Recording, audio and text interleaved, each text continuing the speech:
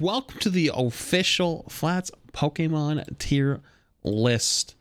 If this is your first time here, well, it's time to mold. It's time to mold. Okay, ground rule. Nostalgia counts, as well as you know, if that game was top tier or revolutionary for its time, that also plays into it being really, really good, even if nowadays it's not as good, like looking back. Okay, can't judge a game that's 20 years old that harshly. Okay, that's our ground rules. All right, I'm gonna just come out and say it. Red and blue, we're just not that good. I said it. To be honest with you, I'm keeping F tier for a very special game, so I'm gonna leave it in D. If you've ever played Red or Blue, yeah, it's the first game, but it's also awful. Like, have you ever battled Blaine, the 7th gym leader, in Pokemon Red and Blue? Do you know what happens when you battle Blaine in Red and Blue? He uses things like full heals on Pokemon that literally aren't even hurt. Like, not poisoned, burned, anything. He'll use a full restore or a hyper potion the first turn when his Pokemon is full health and just waste the turn. Why? Because he can. You know, Brock, the first gym leader, has 5 full heals. The first gym leader. The only things you can do to the first gym leader are poison him or get lucky with a burn if you have a Charmander. The first gym leader. That is the stupidest thing I've ever seen. Those games were awful. Yellow was also comparatively bad, but I'm going to give it a step up because you at least got all the starters and you could throw the dumbass Pikachu in the box and call it a day. Next, Pokemon Gold and Silver were definitely better. I'm going to put Silver at C and Gold at B. The Ho-Oh theme music is the best music ever. Crystal. I'll put it here. Fine. Next was Ruby and Sapphire. I'm just gonna come out and just say the truth.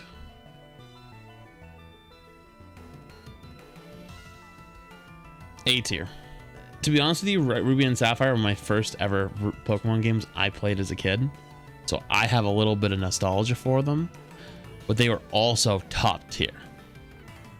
Okay, they were just top tier games. The story's pretty good.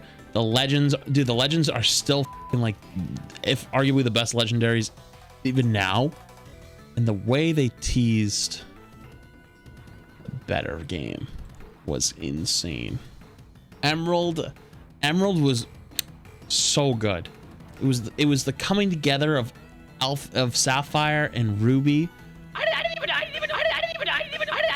even know what's going on. Emerald, it's just the best game out there. I'm gonna be honest. The story was good. The gym leaders were all good. They had Mirage Island. Like Mirage Island was I think one of the first like widespread Pokemon, like second gen had the Celebi event with that like little house, but not many people knew about that. That wasn't actually like a widely known thing. But Mirage Island, the Legend of Mirage, I remember I bought a guidebook to Pokemon Emerald because I wanted to find Mirage Island and I wanted to find all the cool stuff in the game that you couldn't find, you know, that like everyone was trying to do. And like you'd go to Pacific Log Town every day and you'd ask them like, hey, do you see the island? He's like, oh, no island today, you know? And you had to figure it out yourself because you didn't have the internet to like walk you through everything yet. Like, you know what I mean? And I didn't. So I was trying to like, you had to like try to like put all the pieces together, and you had this crazy cool Pokemon Rayquaza, you know, and then you have like Salamence. It was Salamence's first gen. First off, Salamence's first gen, honestly, in my opinion, is the first real dragon. Okay, I know Dragonite exists. I get it.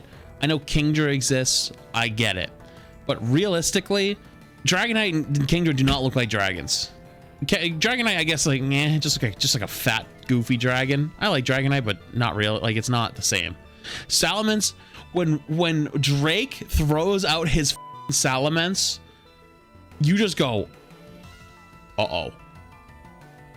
That's gonna hurt. Now you have Fire Red and Leaf Green.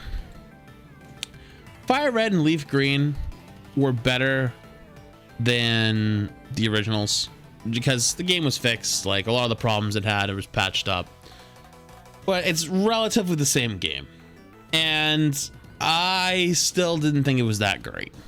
I mean, the end game's cool where you get to go to all the islands. I'm not gonna lie, all the island stuff is kind of cool.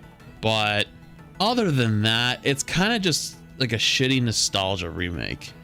I think honestly, these games need to be redone again, and like really redone. I'll get to these in a minute, okay? I'll get to those. But you know, I have a hard time putting them anywhere above C, maybe B.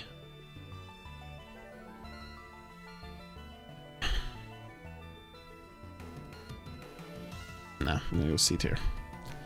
They just weren't my favorite games. They weren't very good. Now we get to the new power generation. You got Pearl, Diamond, Platinum. Diamond, A tier. Platinum, Pearl, B tier. Dialga is just better than Palkia in every single way. Palkia was just not impressive. I don't think Palkia was anything special. But and I don't actually remember, but I think the game specific Pokemon in Diamond were better too. Let me see. So these are the exclusives to Diamond: Scyther, Scizor, Tyranitar, Aggron, Rampardos, Dialga. Okay, so they got Slowbro, Pinsir, Slowking, Houndour, Sailor, Walrein, Salamence, Bastion. Other than Salamence, it was just way better. Salamence is the only thing that Pearl has. You could just trade over a Salamence. So to be honest with you, Pearl would be B tier. I'm giving Diamond the A tier, 110%. The next S tier, Platinum. So Platinum is very similar to Diamond and Pearl, but they expanded the universe much more, explained a little bit more about, like, you know, like the legendary trio and how they stay intact. Giratina's got good music too. There was this whole build up to this distortion world. The distortion world, looking back now, is annoying, but in the moment was cool. You're like, oh my god, like, where the am I, you know? You had like the crazy 3D effects. It was the first time we had seen that kind of stuff in Pokemon. And seeing Giratina fly underneath you, the big shadow, the first time, was like, whoa, you know? And then you had Cynthia too. Cynthia, the strongest champion. Cynthia was a beast. But you know what the power trip is? You know, the best champion out there with her Garchomp throws it out there, and you can throw literal Satan himself, go for it, and fight it out. There was a lot of stuff that came with Platinum. Platinum was a very, very heavy depth game, and they did a lot of good stuff with events, and yeah, overall, just Platinum was peak Pokemon at the time. Now we have the rest of Gen 4, which is our Heart Gold and Soul Silver. Heart Gold. So here's my problem with Heart Gold and Soul Silver. Here's my problem. My problem with them is they were very easy games. And I wasn't a big fan of Johto. Okay? I just really wasn't. The one thing I did like about Johto was that you could choose to do the gyms in whatever order you wanted, pretty much, after like the second or third gym, right? You could pretty much go like 7th and 4th and you know what I mean? Like you could jump around quite a bit if you did it right. But there wasn't anything new, really. And for that, I can't put them higher than the original. So I'm gonna be nice and I'll give them both B. Although I do kind of want to give Soul Silver a C. I'll let it pass. All right, that brings us to the end of Gen 4. Now to start the war. Anybody knows, Gen 5 was arguably the best story game.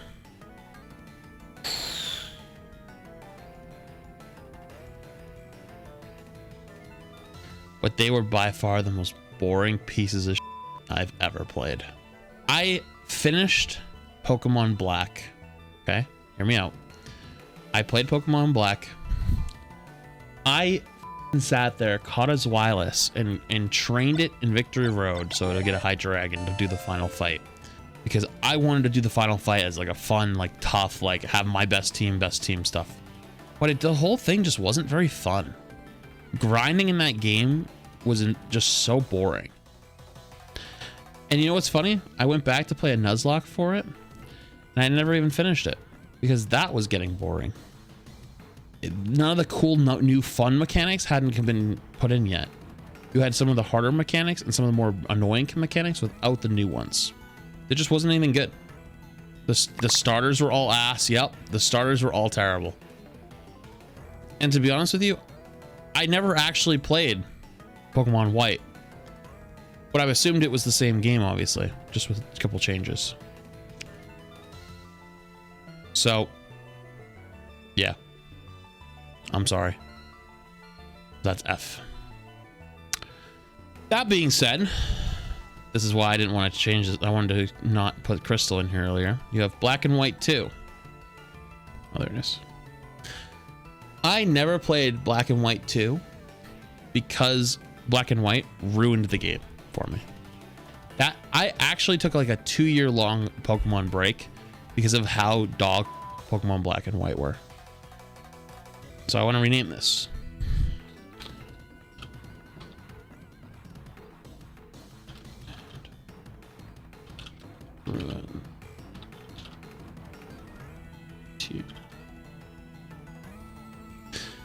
And I'll give this a C, even though I haven't played it.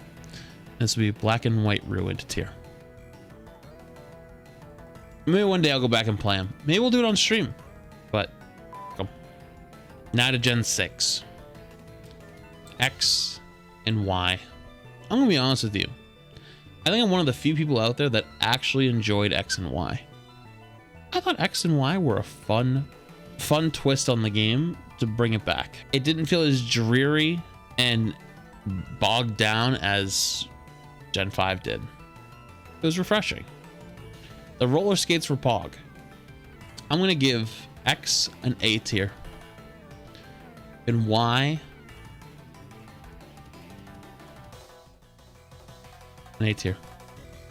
I'm gonna be honest, there was definitely a lot more that could have been done, but Gen 6 X and Y completely reshaped Pokemon from the top down.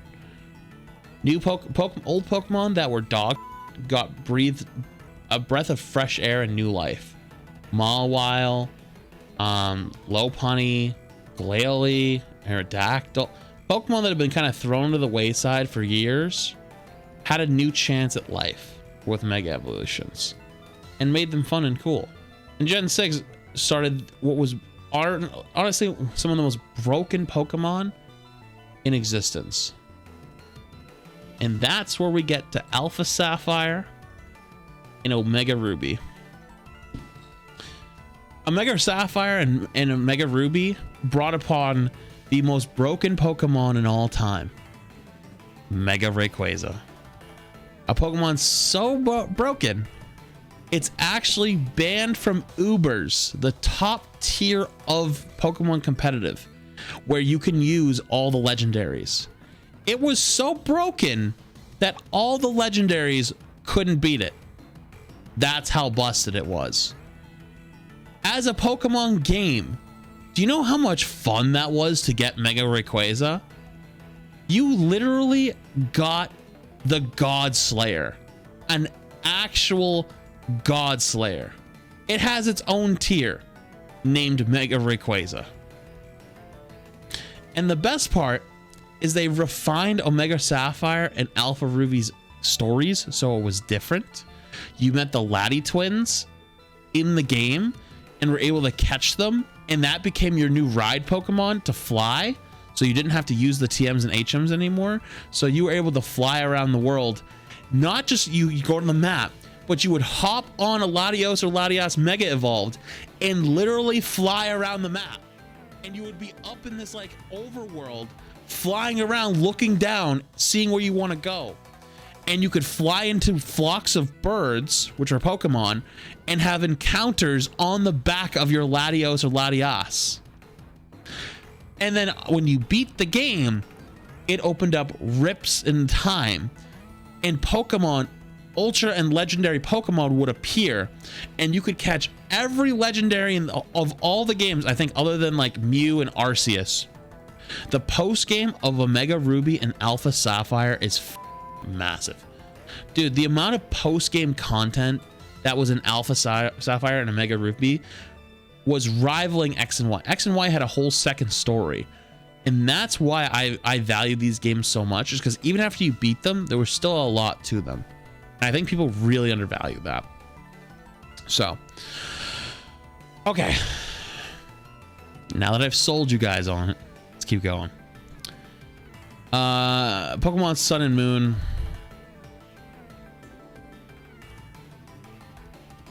Yeah, I'm just... The only cool thing about this game was Ash Greninja and the fact that you could get a Salamence on Route 3 at like level 4 was for the regional variants. Yeah, regional variants are cool, but let's go one step further. The only good thing about Ultra Sun and Ultra Moon was the Necrozma fight was actually difficult.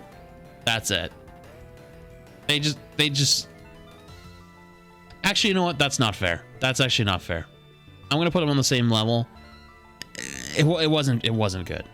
It wasn't good because you gotta put those shitters in F, and that's the only thing that deserves. You know what? Honestly, it kind of seems like a disservice.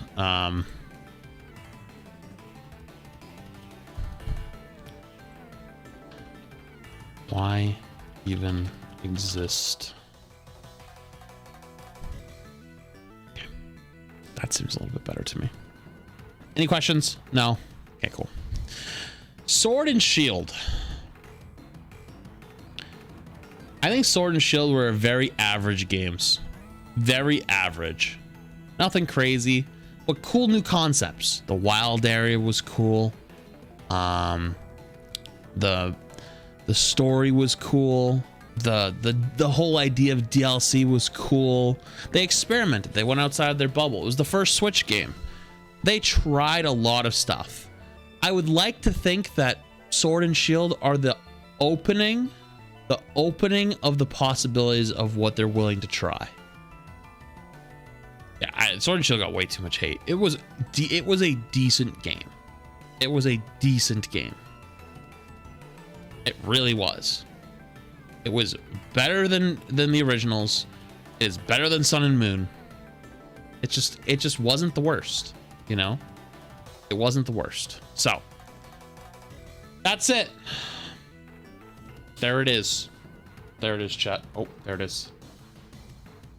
That's the truth. I'm sorry. If you don't like it, that's not my problem. But I just told you all the truth. I'm sorry.